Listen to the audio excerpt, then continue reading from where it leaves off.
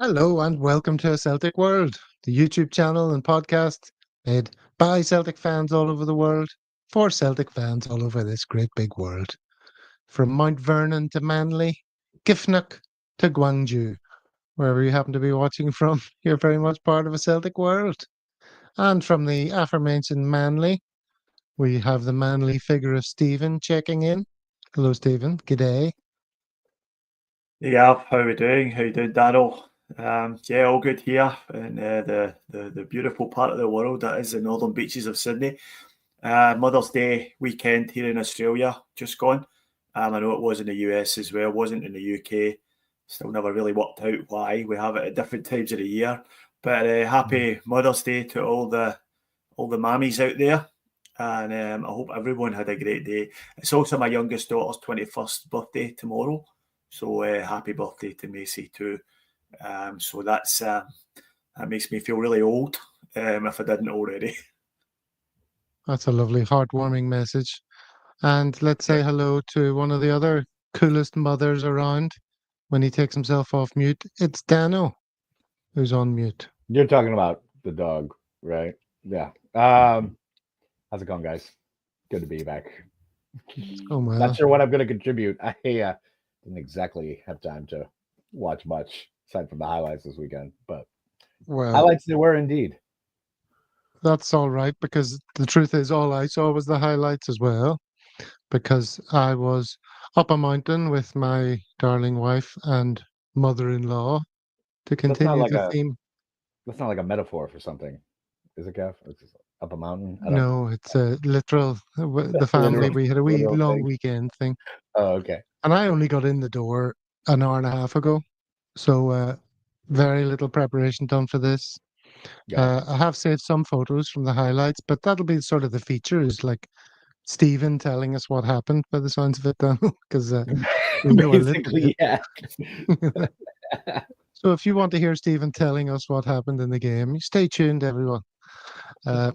No, but back on the theme of coming down the mountain, like I drove for bloody hours today in the driving rain, but woke up this morning and saw the largest flower in the world for the first time. Do you know what the largest flower, or flower as we say, in the world is? Anyone? I've seen this. I can't remember the actual name of like the genus. It's the Rafflesia, it's called. Ah, okay. And this big thing, and it emits the smell of rotting flesh. Yeah. And so it attracts flies, and the flies all dissolve in the juice. So saw that. And we also went to a river where fish like come and nibble the skin off your feet. Like not like a Thailand spa thing where we tiny fish. We're talking big barbecue sized fish are coming up and like carp. nibbling at your feet.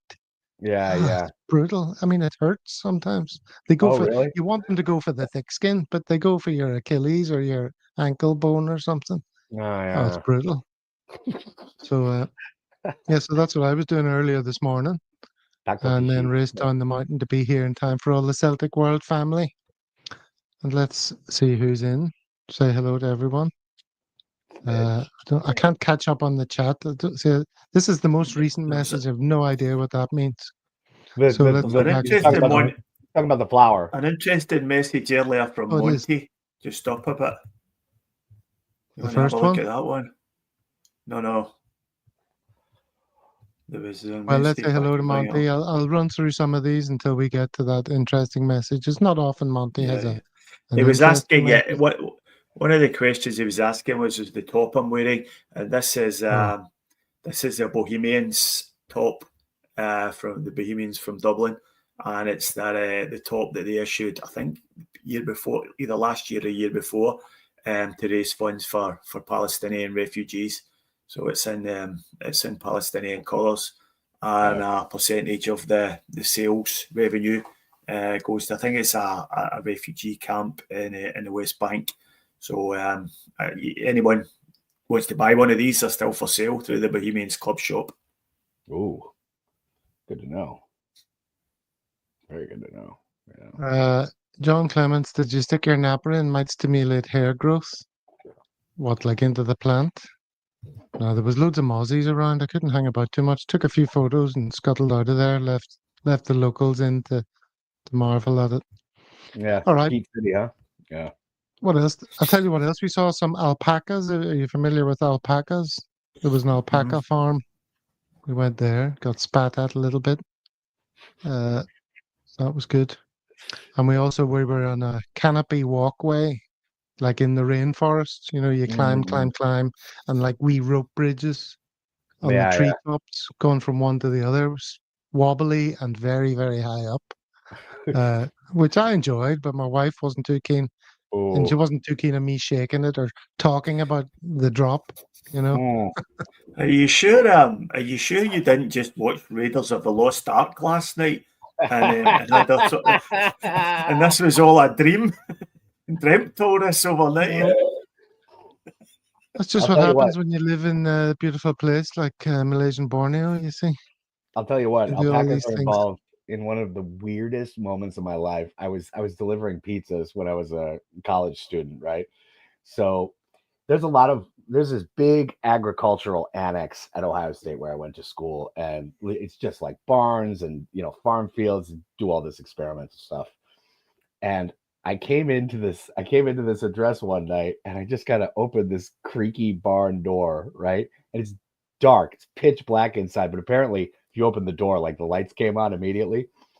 The lights come on, and I'll admit I was kind of high, but the lights come on, and I'm like, whoa, okay, whatever, right? And all of a sudden, there's like 50 alpacas just sticking their heads out of these stalls, like, what the fuck? It was such a trip, man. It was so goddamn weird. Did you guys order a pizza? It was fucking bizarre. They're kind of freaky looking animals, you know. They are. Too long, they give you the heebie-jeebies, you know. They literally, all of them, just like heads out, and all of a sudden there were 50 alpaca heads right in front of me. I was like, I can't take this right now. Like, where's a person? It was really funny though, man. It's crazy. But they are weird animals, man, and smelly as hell. Oh my god. Yeah. Big Des says, sounds like a stroll through Castle Milk. We have stinky fleurs and animals and all. Fleurs. Yeah. All right. So what are we talking about in this hastily put together show? Not much, apparently. Well, the Hibs game. As we said, Stephen's going to tell us all about it. Stephen, yeah. What else is in the news? Again, I'm not entirely sure. So both of you put your minds to that one. What have you seen that's in the news? And then we'll pad it out and bring us up to the hour with some socials or quiz. Yeah. All right, so let's get on with the game, shall we, gents? Let's go to Stephen first of all. Oh, no, before we do, let's talk about the team news, right? Because there was a fair bit of talk about, we're going to see some rotation, some fringe players, maybe a couple of young fellas. What the fuck? Stephen, what happened with the team? Yeah, it was pretty much as expected. Only we were expecting Cameron Carter-Vickers to drop out, so Trusty came in. Alistair Johnson continues to nurse an injury, so Ralston keeps his place. And that was about it, really. Adam Ida up front. And the rest of the team sort of picked itself. There was the young kid, McCardle, was on the bench. I think he's only 17, I think. So he made his debut off the bench, so that was nice. But you can't help thinking that these are all just sort of just little treats for the kids, rather than any particular hope that the kid's going to kick on to anything else. Because there doesn't seem to be. There seems to be a complete lack of a pathway from the B team to the first team. And I don't know. I really think. I don't want to go off on a rant so early in the show, but the Celtic Academy system needs a complete revamp from top to bottom, because this would have been an ideal game to play 4 or 5 young kids against a good opposition at a good standard, and they never took the chance, and only one made it onto the bench and only got a few minutes at the back end of the game. So that was disappointing. Kasper Schmeichel back in goals was probably a bit of a surprise to me anyway.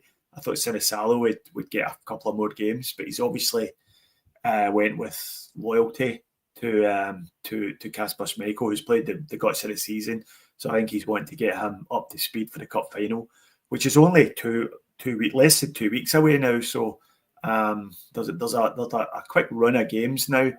The final 3 games of the season are all played within the space of a week, and then it's straight into the cup final. So probably a good idea to get him back in the team when you think about it, if they are going to play him in the cup final. All right. And then he was called into action straight away. Dano, these are all saved now from the highlights that I saw on YouTube, so I don't have the timings of them. They're just in chronological order. So this was like the first incident. Boyle's in. Yeah. And do you think he's going to score? I mean, I think that was the other thing that was remarkable about the team. Kasper was back, wasn't he? Yeah. Yeah. So, yeah, I don't. It's just kind of us, isn't it? It's just very us right now. Just kind of falling behind early, or giving up a goal or a potential goal. I don't know. We've definitely fallen into that pattern this year. Well, this wasn't a goal. This was a save. No, wasn't it? Yeah, I know, but I mean, we're giving up some very good chances and/or goals early in the game, man. I mean, it's not a pattern; it's like a habit now. But yeah, Kasper, man, Kasper being back is obviously a plus. Kasper is the man. Well, he didn't save this one. Talk us through this goal, Stephen. Can you talk us through this one? Oh, was this a goal? The Hibs goal? Yeah. So it just a ball came into a shot that came into the box, and I don't know. It just kind of bounced off a Trusty. I think it's maybe a little bit harsh to blame him. You could make the case that he should have been more aware and got more of a clearance on it, but it falls right to the feet of Martin Boyle when he sticks it away. But I think Martin Boyle's causing us all sorts of problems at this time, and it was another game we started fairly slowly, and then that's becoming a bit of a concern, to be honest. What do you think about the goalkeeping here then, Dano? If this was Sinisalo, would we all have said Schmeichel would have kept that out?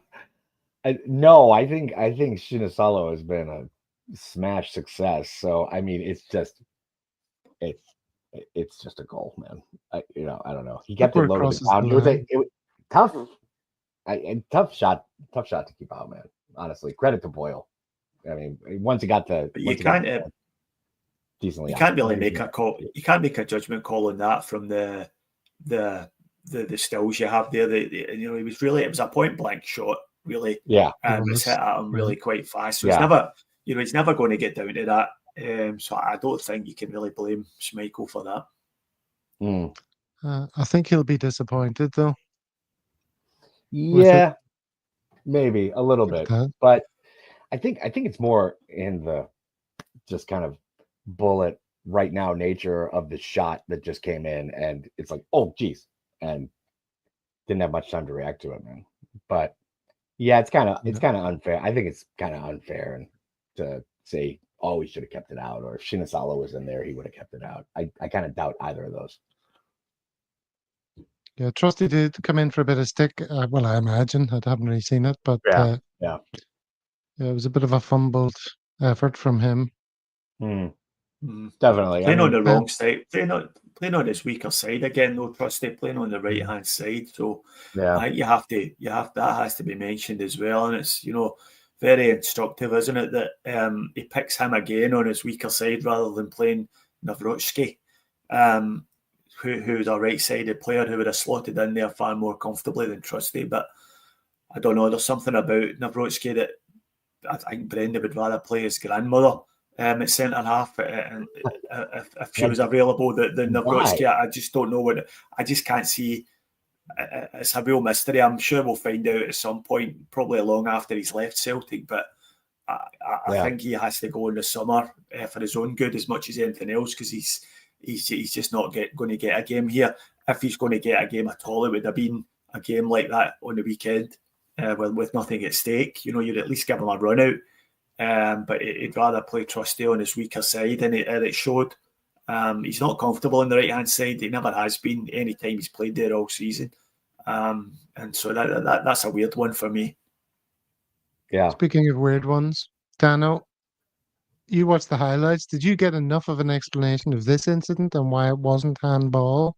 I imagine if you watched the whole game, you would have gotten it. Yeah, no. And I mean, I watched the SPFL highlights, so there's like no commentary going on. It's just like crowd noise, and they're just showing what happened. Yeah, not much there. Should we go no over idea to why that Stephen then for the full explanation? Why was it not a handball? Yeah. Yeah, I'm really not sure, to be honest with you. There was no explanation given on the commentary of that. I can only assume that they assumed that he's the ball had bounced up to his arm in a natural position, or maybe it took a nick off the other player on the way through. So I'm not 100% sure why that wasn't given as a handball. We weren't furnished with an explanation.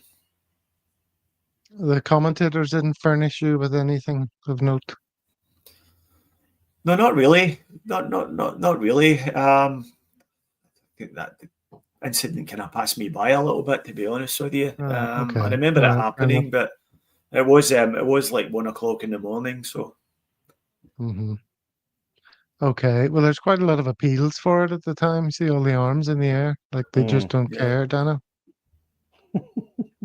Okay, and then this is Adam Ida occupying Rocky Bashiri, Dano, taking up all of Rocky's attention, letting Kuhn slip in. Oh, yes. And then Kuhn had a lovely little touch and then tucked it away. Gorgeous. Yeah. Lovely goal. Great goal, man. That.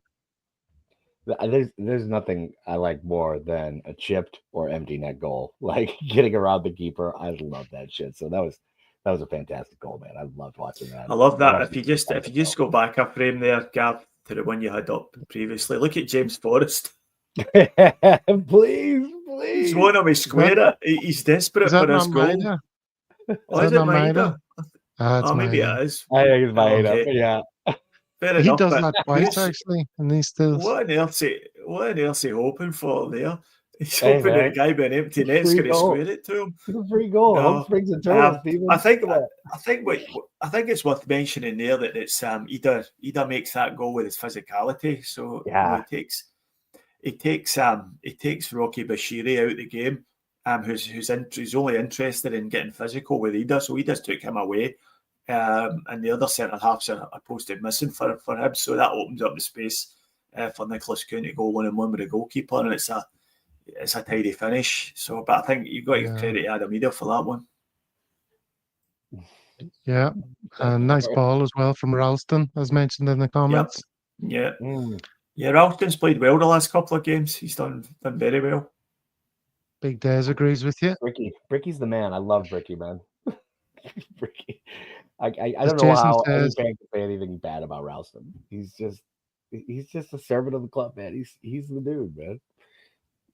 Forrest wasn't on until 75 minutes, and I think he only appears in the final frame that I've got here. Yeah, that's right. You know, his potential moment of glory.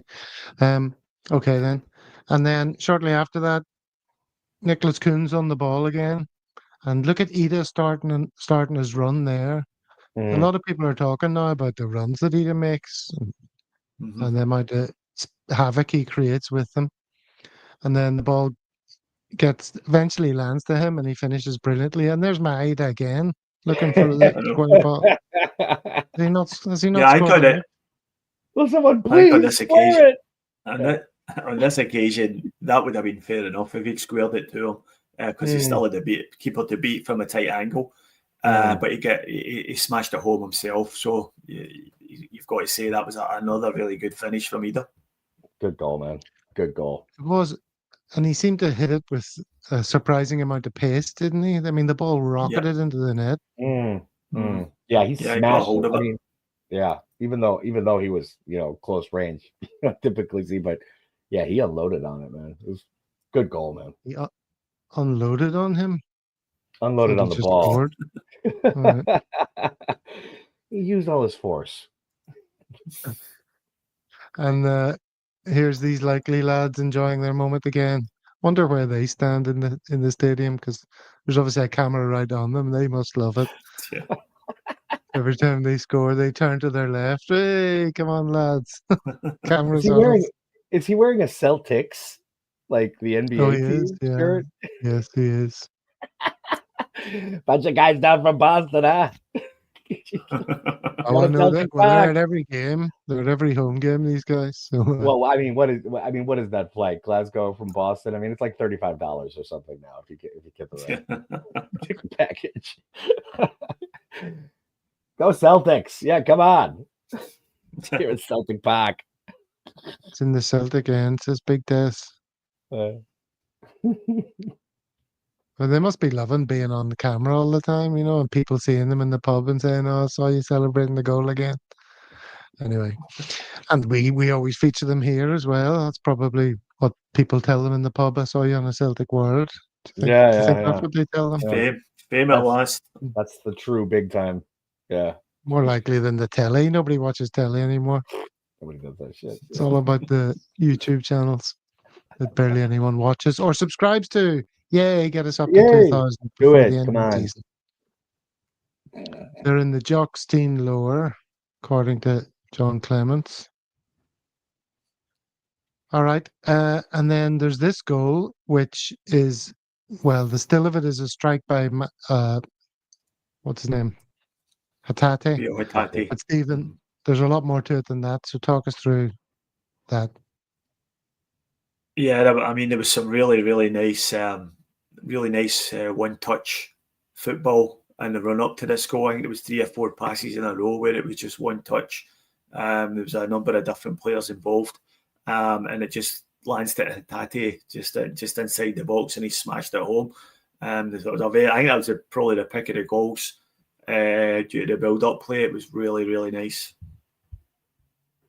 That's really nice as well. Greg Young watches the Celtic World on repeat 24/7. Just can't get enough. Yeah. That's Virgin on weirdness, isn't it? Virgin. Just about.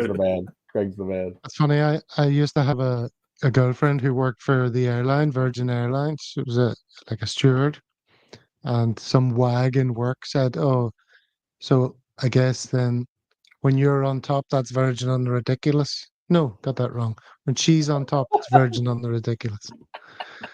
Anyway. You made a mess of that, mate. Made a mess. Can we rewind? Somehow made it funnier. Oh, this is recorded, isn't it? Just cut it in post. You'll be fine. All right. And speaking of things that didn't quite work out, this is your Jamesy moment. He's about to score for the umpteenth season, Stephen. Aye. Mm-hmm. And does he? Yeah, I mean, no, he doesn't. It doesn't work out for him, and that's a real shame. I mean, you wonder if it's ever going to happen for him, don't you? He's running out of games now, and I don't know. I don't know how whether he'd be annoyed or whether he'd be upset or not, because he's already got. He's got the record that counts. The most decorated Celtic player in their history. So I don't know if we'd be too concerned with maybe not getting a goal in every consecutive season for 16 seasons in a row or something. So yeah, I mean, it's a shame. You'd like to see him get the goal, just to draw a line under it. But I'm not sure if he's too worried about it. How many seasons is it? Like 17 he's got? Or he's going for 17? 16 or 17 or something like that. It's something ridiculous. I mean, the longevity is just incredible. There was a little thing posted on Twitter the other day there, and it was all, I think he scored 100 goals for Celtic or something like that, and it was all 100 of James Forrest's goals. Yeah, and then when you go back to watching his early goals for Celtic, I mean, it was so long ago and he was so young. It's wild. It's wild just thinking that he's still the same player playing in the same position in the same team after all this time. With the same manager. Yeah, with the same manager again. Pretty early into his career. Yeah, it's kind of wild, man. Yeah.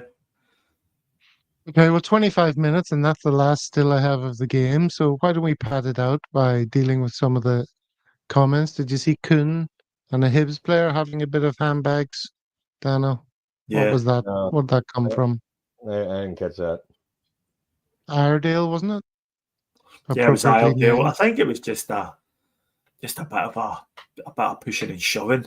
There was nothing really in it. I don't really see. There must have been something said between the two players, because I think Kuhn took offence, and they got quite physical. But it was nothing really in it. Just pushing and shoving. I think it was a bit. The referee booked both of them, and I thought that was a bit harsh. I think he should have just told them all to just walk away and cool it. I don't think there was any need for a yellow card there, but I'm not really sure what was behind it.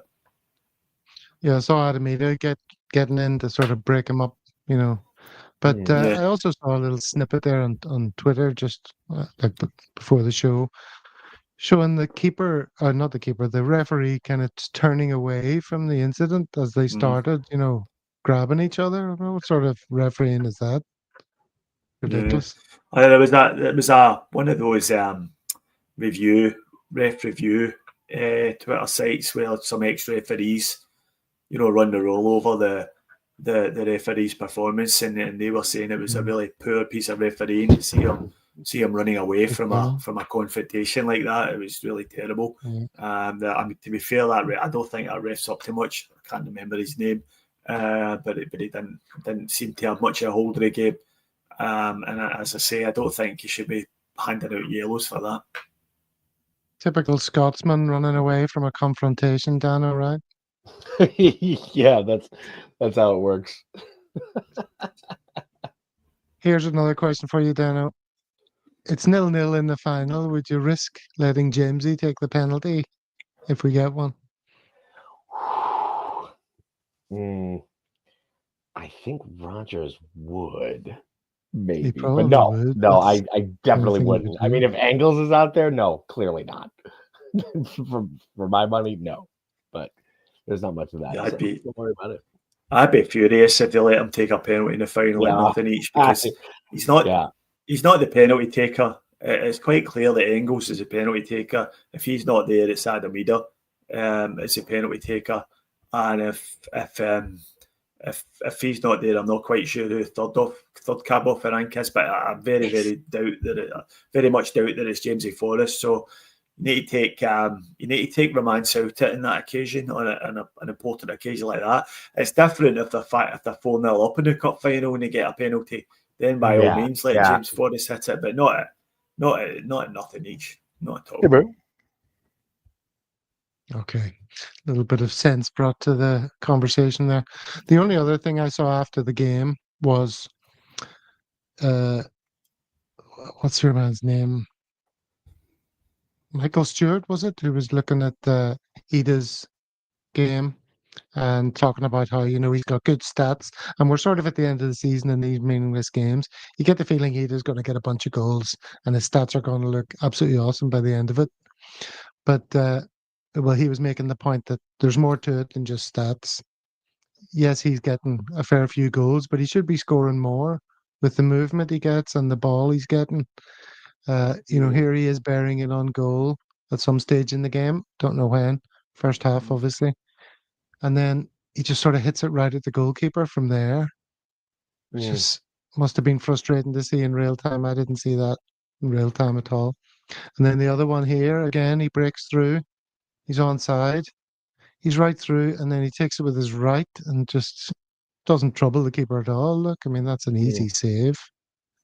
So those must have been frustrating moments, Stephen. Yeah, I mean, he did miss a couple of chances, but at the end of the day, he got his goal, and he had a contribution, at least to one of the other goals. So, look, Michael Stewart generally talks a load of pish, to be honest, and I wouldn't really put too much stock in what he has to say. I think Ida will look at this season quite favourably, and I think probably Rodgers and Celtic will as well. He's scored a lot of goals. He's made a few contributions. He scored in the Champions League. He scored against the Huns, and he's played his part. Now, if you take the transfer fee we paid for him out of the equation, which is nothing to do with him, then I think you would probably be, if you'd paid 2 or 3 million for him, I think you'd probably be quite happy with his goal return. Yes, I think there's more in his locker. I think he could have done better, but I think he's been fine. And I don't believe that I don't believe that he'll be disappointed with his season. So people will always poke holes in his performances. There are some out there who just don't like him and didn't think he was worth the money, and we should never have signed him. And yeah, that's fair enough. I think it was a mistake letting it drag on all through the summer last year, and it ended up having to pay exactly what Norwich wanted. It was a mistake when they took him on loan, not negotiate an option to buy in there, because they could have got him for maybe 3 or 4 million if they had an option to buy in the loan. So that was all mistakes, but none of that was his fault. The manager wanted him, and the club got him, and they paid the money they had to. We've got the money, so they paid it. And I think, I think he'll be quite happy with his. He scored more goals this season than he scored in his entire career in any given season. So he will look at that. He's still a young player. And he'll think he's still got more development in his game, but it'll be a big season for him next year. I think Celtic will go and sign another striker in the summer, without a doubt, because I think Rodgers definitely prefers Maeda playing off the left, and I think so there'll be another striker signed. So that's another challenge for him, another challenge for Adam Idah. So we'll need to wait and see how he responds to that. Like, Dano, the thing I think about Idah is, he needs to be better in those situations, right? He needs to work on that in training and everything. And I know he's a confident sort of guy. He sounds confident, but he's not operating at 100% confidence. He can't be. I don't think he is. But imagine he was. If he was really banging them in, he was getting a run of games, scoring goals, you could see him becoming an absolute force, or at least I could. Do you agree with that? Do you think he's operating on a bit of a confidence deficit still? Maybe. It's still his first year with the club, man. I don't believe anybody comes out gangbusters. Barely anybody comes out gangbusters first year at the club, and he hasn't gotten a ton of minutes. He hasn't really gotten a tremendous run out until like later here in the season. So I'm still a big believer in Idah. I think it was John Clements who made the comment earlier in the chat saying that he's more of an instinctive striker right now than he is like when he has time to think. Maybe he kind of overthinks it when he's shooting. That might be true. I think that's about as accurate a thing about Idah that I've read from anybody. So yeah, I still see him becoming something else, and his physical presence and his movement is pretty good, man. He's got room to improve his game, but I like what I've seen so far, man, to be perfectly honest. I think you can focus on the chances he's missed, but I think I've made this point before that every striker misses chances.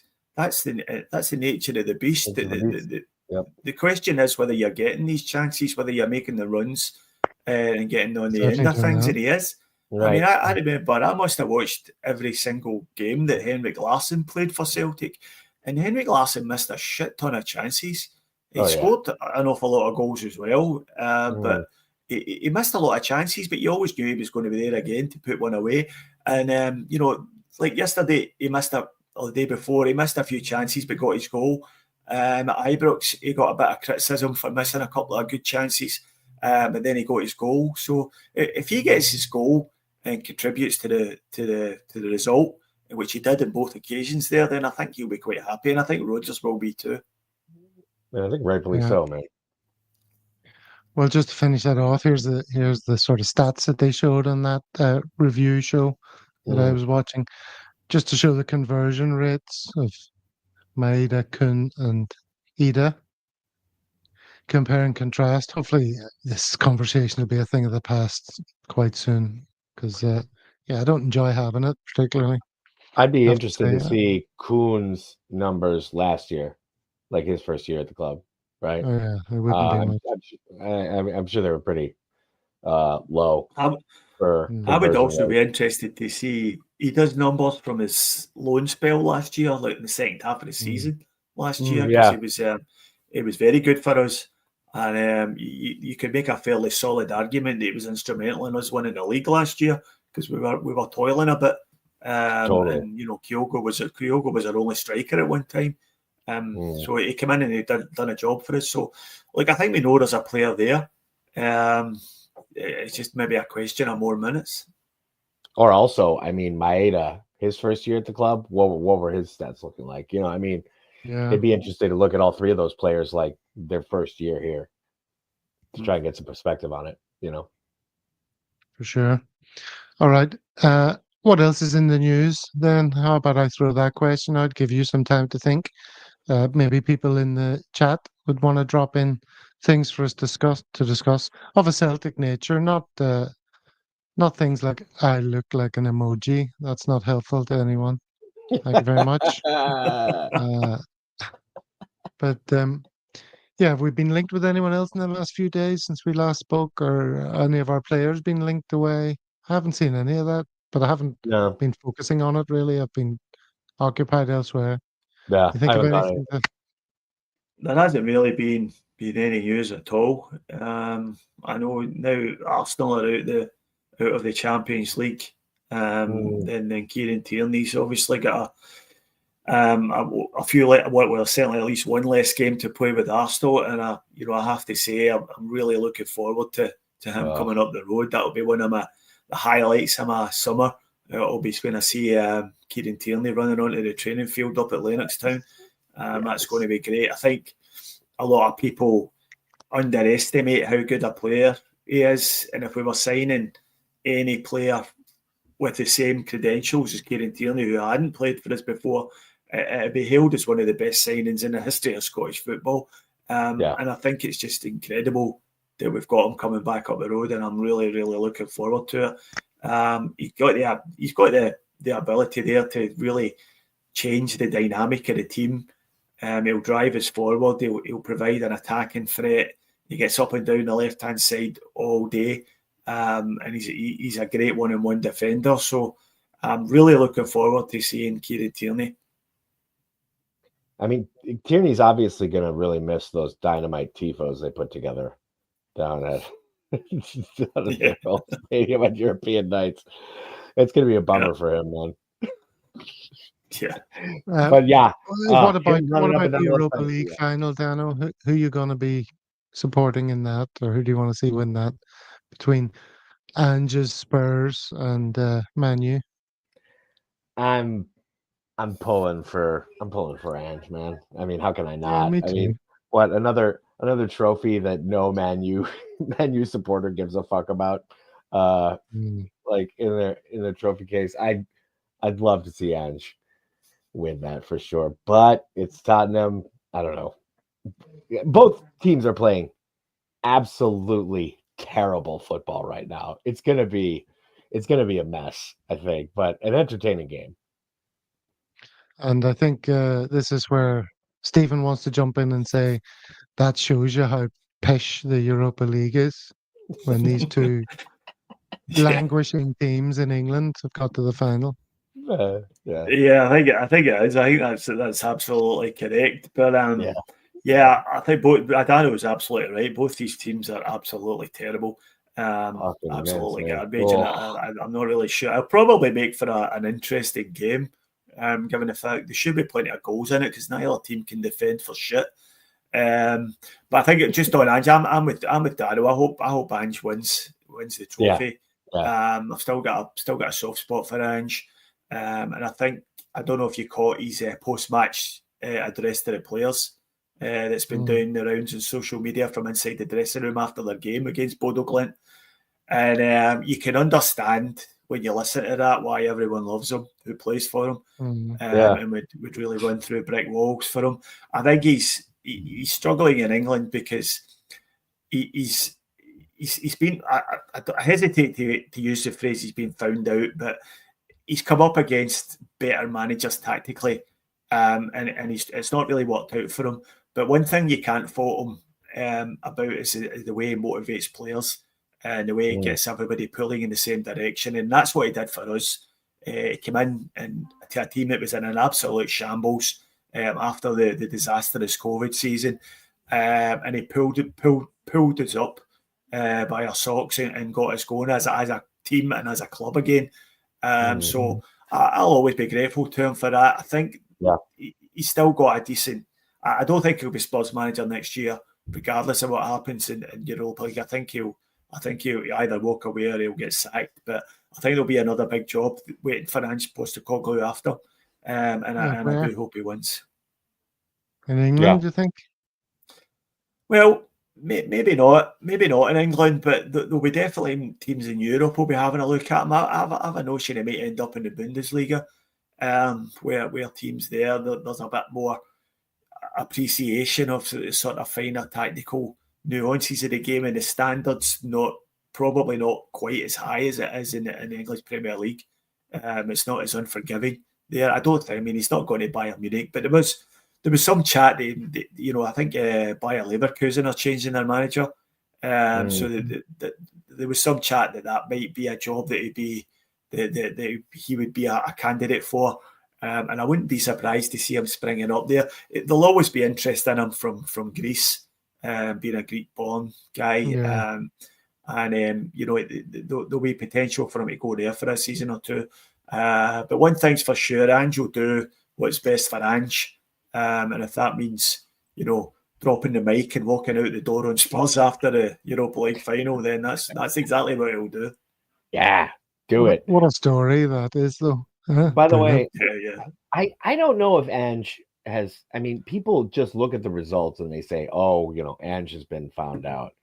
I mean, the only thing Ange has found out this year, or anybody in the league has found out about Ange, is unbelievable injuries. I mean, there have been times where like 40-50% of that roster has had something, including big stars. I mean, they've had long periods of time. I don't know. He's dealt with an unprecedented injury year, mostly.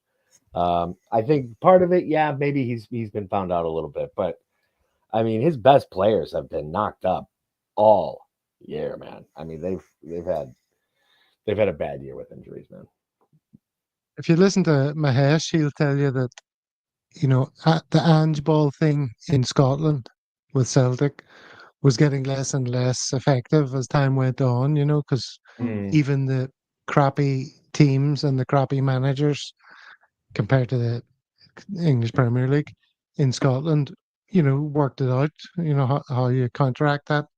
And, the best managers in the world supposedly are working in the Premier League in England.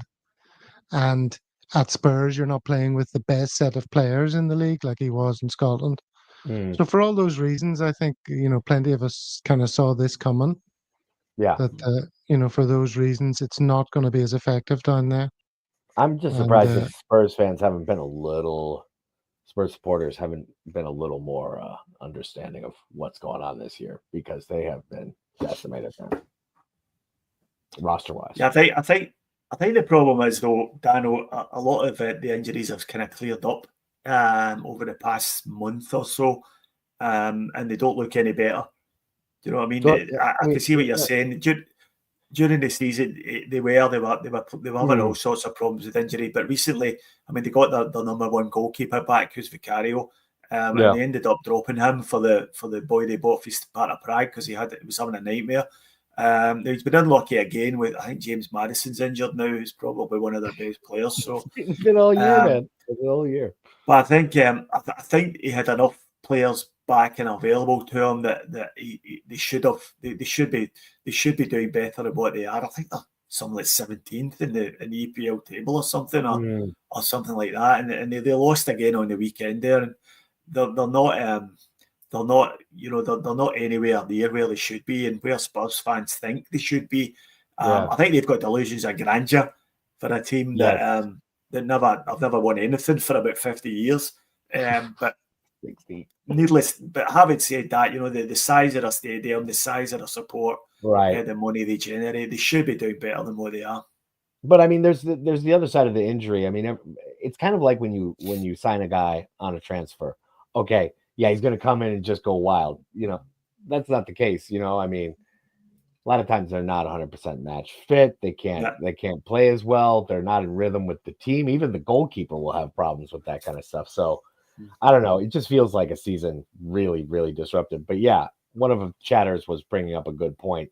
Is Ange's system and his rigorous training one of the big reasons for all the injuries? That's a good question. Because the relentlessness of it. Anyway, I think that's enough on Ange, don't you? I didn't want to talk too much on him. Somebody mentioned that in the comments. Why are we talking about Ange? Who cares? P. O'Neill, not happy with that. Don't mind a wee bit, just a wee bit on the side, especially when we've not got a huge amount to talk about. But if we get into next season, right, and Rodgers hasn't signed an extension by next Christmas, for instance, then there's going to be feverish transfer speculation, and you can guarantee Ange will be linked with a return to Celtic. So I think it's relevant for us to talk about him and how he's doing. So I don't think I think that's something I can see happen. I can't see him coming back to Celtic, but I can see him getting linked with a move back to Celtic for sure. Yeah. Hail from New Zealand. Good show as usual, guys, says Jamie. Thank you very much. Hope you've subscribed already. Yes. If not, please do so. We're up to 1.8 thousand. We're creeping up in tiny increments. Trying to edge it up to 2,000. I was just talking to Stephen. There may be a couple of new developments next season on a Celtic World. There might be some new shows coming your way, so stay tuned for that. Make sure you're subscribed so you don't miss out. Real broadcasting. Now then, players that left don't always come back. Managers that have left don't always come back, obviously. There's one player that left, and I was very upset that he left. And at the time, I was pleading for us to make his loan move permanent. So do you want a little musical treat from the vault about that particular player? Here we go. Yes, sir. Oh,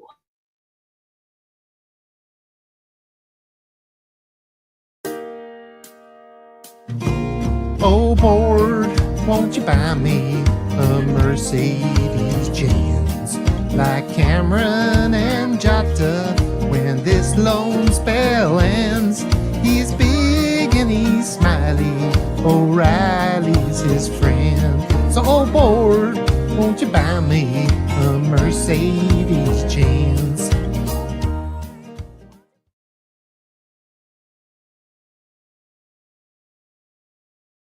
Did you enjoy that, Dana? I did, but it drives me crazy that we let him go. It absolutely drives me crazy. I wish he'd have stayed, man. He's become an absolute regular in the Bundesliga, hasn't he? He's a good player, man. He was a player. We had a golden opportunity signing him, man. Golden opportunity. He's a good player, man. And comfortable in his left foot and smooth and tall and very attractive as well. Yeah. Is that important to you, Stephen? Always good for marketing reasons. Well, as we inch up to the 100, that's why the Huns are so shit. I'll try that again. As we edge up to the 100 live viewers, maybe it's time for a quick one of these. Hey, mate, you are watching the least boring Celtic YouTube chat show in the world. And it is totally free. Jeez, that's got to be worth a subscribe, eh? Gotta be worth a subscribe, eh? Subscribe, eh? It's like a South Park, British accent voice or something. Yeah, he loved it at Celtic. He talks so fondly about his time here, doesn't he?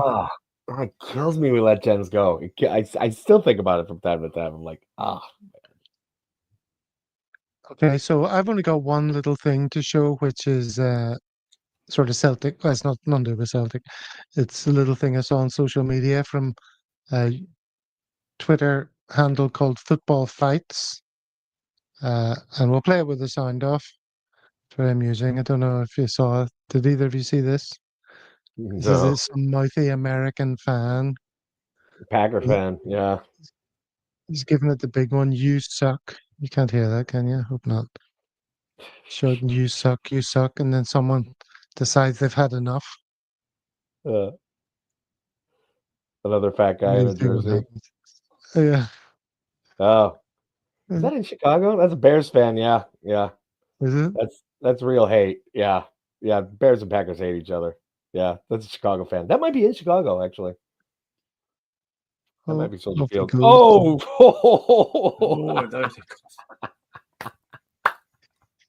What do you say from the unique angle? Coming up next is even worse. Oh, man. Here we go. It's hard to look that tough when you're so big. Huh? Look at him coming down. Jesus. Oh. Jesus, there's a fair amount of arse crack on show there, isn't there? Yeah, I'm There's not no sure. dignity in that. Oh, man. None whatsoever, but there hasn't been a lot of dignity in Chicago as far as American football goes for a long, long time. But so I got to take it out on a Packers fan. They've been dusting us for years. But yeah.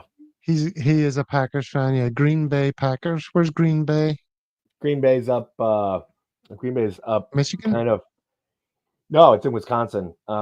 Like 4 hours north of Chicago. So like there's Chicago, Milwaukee along the Michigan Lake Shore, and then there's this peninsula called Door County. It kind of looks like a thumb going up like this, and then Green Bay would be kind of like right here. All right. So, yeah. Wisconsin. The smallest, I think it's still like the smallest team in North. It's like the smallest town in North America to have a major professional league team. I mean, it's not a big city at all. All right, so 52 minutes, and we're scraping the barrel for things to talk about. Stephen, you've got something very interesting to bring up. The floor is yours. Yeah, I wanted to get your guys' views on the press conference the other day with Sinisalo. I don't know if you covered it on the last show. I don't think so. I think it was after the Thursday show, where he seems to have been left to talk about the amount of missiles that were thrown onto the pitch at Ibrox last week. And the reporters were kind of making it. They were asking him about the bottle and did you feel safe, or were you worried about the bottle might hit you? And he said no, it wasn't just a bottle. There was almost 40 different missiles thrown onto the pitch. There was all sorts of things from lighters to vapes to obviously the bottle itself, and all sorts of other things were being constantly thrown at him. I think my personal view is it's a disgrace that the reserve goalkeeper's been the one that's having to bring this up with the media. Celtic should have been all over this. They should have been front and centre of the media, and they should have been driving the narrative that our players just aren't safe there. I've been banging on about this for a long time. Our players, staff, and fans as well are just not safe at Ibrox, and it's long overdue time that something serious was done about it. Now, to me, if I was Celtic, I'd be saying, look, we want the fans cleared from that area behind the goals because they just can't behave themselves there. That's the area now where the Union Bears have been located, with all the daft wee signs and all that. But again, it's absolute crickets from the Celtic board, and it's not acceptable.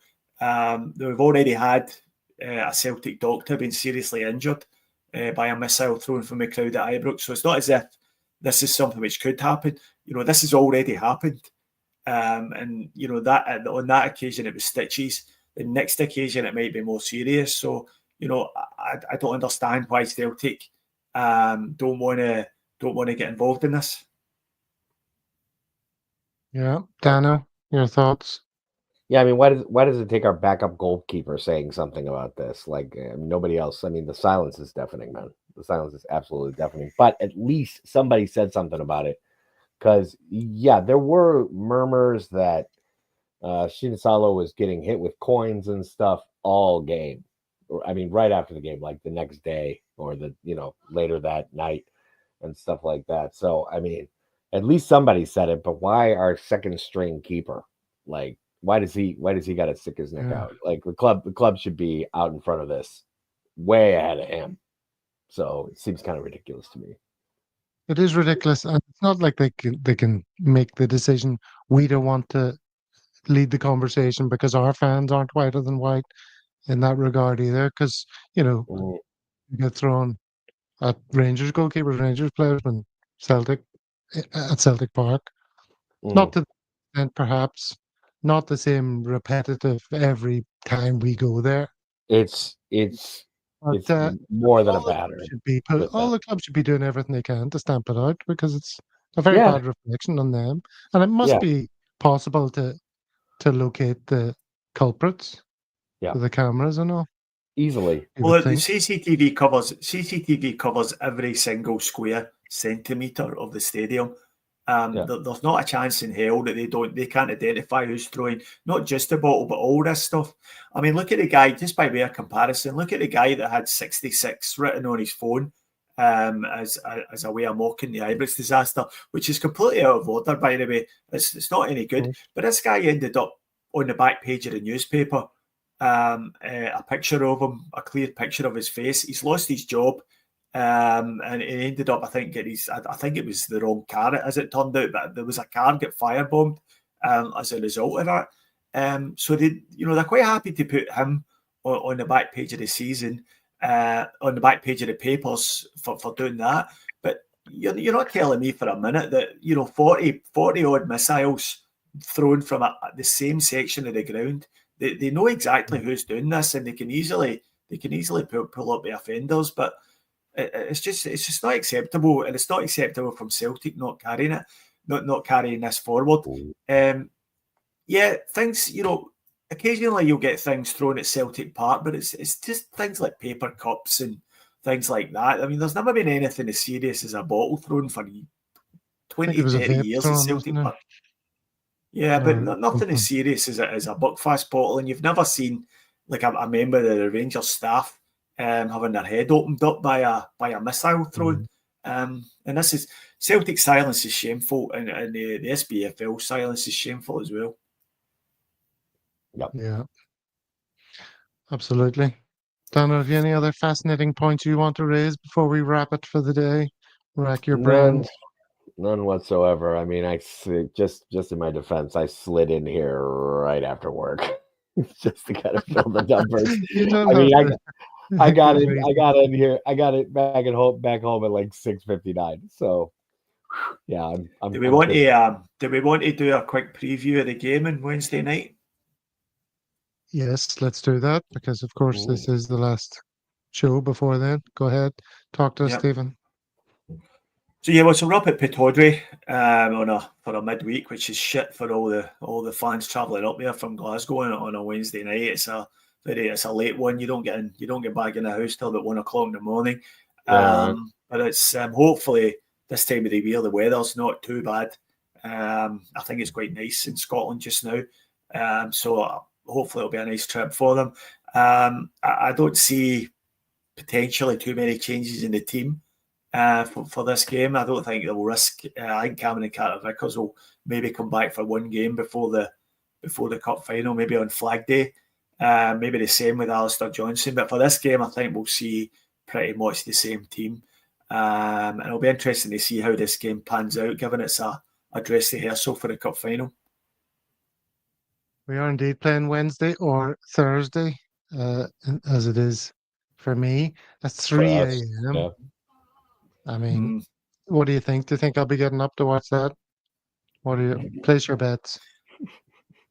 Well, if you're not up a mountain, Gav, I think you probably will. I think you should anyway, being the committed podcast host that you are, because I know you want to equip yourself with all the correct information for Thursday's show, and you're going to be here. None of this push. None of this. I didn't watch the game push.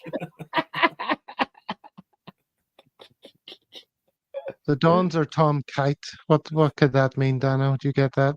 No, Not a clue. Gav, I mean, X-Man apparently knows.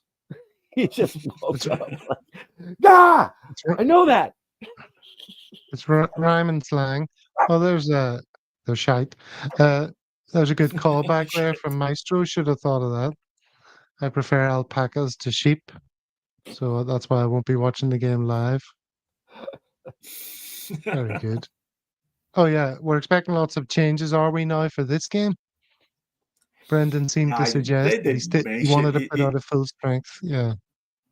Yeah, I don't believe there'll be that many changes. I mean, you might see Bernardo getting a start, you might see McCowan getting a start or something like that, but I don't think so. I think he wants to win the game. He wants to get the maximum points that we can, and he'll be wanting to put down the marker for the cup final for sure. So I think we'll win the game. I think we'll win fairly comfortably, and hopefully it'll be a good game and a nice trip for the boys. X-Man is choking for a Tom Kite, apparently. Do you think that's true, Dano? Are you about to take him for a walk? No, that's not true. I definitely rocked a pretty decent walk with him earlier, and I picked up a Tom Kite from him in the process. What that was. My next question was going to be, what's your policy? Do you poop and scoop? Yeah, just bring a bag. Just bring a bag, pitch it. And then lift it with your fingers on the other side of the plastic of the bag? I usually use like plastic gloves and just pick it up and just invert it, throw it away. Yeah. My wife or son has to do the picking up. I can't do that. I'd end up vomiting or something all over the road or the park. I had an interesting conversation about this with a fellow dog owner the other day there, about people who don't pick up dog shit, because I think it's disgusting. I think it's terrible. There's nothing worse than an urban environment. It's a disaster. Ugh. Yeah, and if you stand at a dog shit with your best trainers on, then that's a killer. It's a trainer killer. That they'll never recover from that. They're gone. You might have spent a $300 pair of trainers gone. But I reckon it's probably older people. Rather, the young people get a bad rap for this, that they just can't be bothered picking it up, so they just leave it. But I reckon it's older people, because see, when we were kids, Gav, maybe you'll be a better man to answer this. Nobody ever picked up dog shit. It just wasn't a thing. No. Was it? You just the dog did a shit, you left it. That was it. And until it went white. And it went white, or it went freaking whatever, froze to death. But I reckon the old people are the culprits for this. Okay, Kevin Gallagher's the culprit. No, sorry, I didn't read that. He said, "Who picks up a guide dog shit?" Didn't read that properly. That's like an existential question, isn't it? Yeah, we could debate that for a long time. See, this is my problem, Henrik. I can't pick it up. If there's any temperature in it, I'm gone. I'm retching. My eyes are watering. If I've eaten anything in the previous hour, that's coming up. It's got to be fresh, though, hasn't it? You've got to get it lifted straight away, so it's always warm. Somebody in the chat was talking about, oh man, I hope Dano's washing his hands after this. It's like, no, my hands are getting washed right now, guys. Come on. I'll see that. It's been enjoying that. Very good. Well, on that quite entertaining tangent of dog feces, I doubt any other Celtic channels are doing that, but anyway, there you go. That's the situation. That's kind of quality you get here. Yeah. That's why we're putting out extra shows, isn't it? There's the bold Paddy Lavery coming in with some shite being talked today. Yes, indeed. As always. Oh, yes. Mental chat. It's not that I leave them to cool down, but it's my son or wife picks them up. They bring a wee trowel with them, and my son actually gets it in underneath so that it lands on the trowel if at all possible. It doesn't even hit the ground. That's pretty good going. I've done that at times. Yeah. Anyway, on that note, 1 minute and 1 hour and 4 minutes. So we've done pretty well to get it to this point. Somebody made the point, Henrik McLaughlin, that going from watching a Celtic World to Axon was a bit like going from the pub to the wine bar, which I thought was very interesting. I know which I'd rather be. All right, thanks very much, everyone in the chat. We're going to have to let you go, even though you're firing through with lots of quality comments. Mm. So until next time, thank you, Stephen. Thank you, Dano, as always. Thanks, As I Gav. say, thanks to everyone in the comments, and we'll see you on Thursday. So until then, as David Clarkson says, hail, hail, one and all. Hail, hail. Hail, hail. Hail, hail, troops.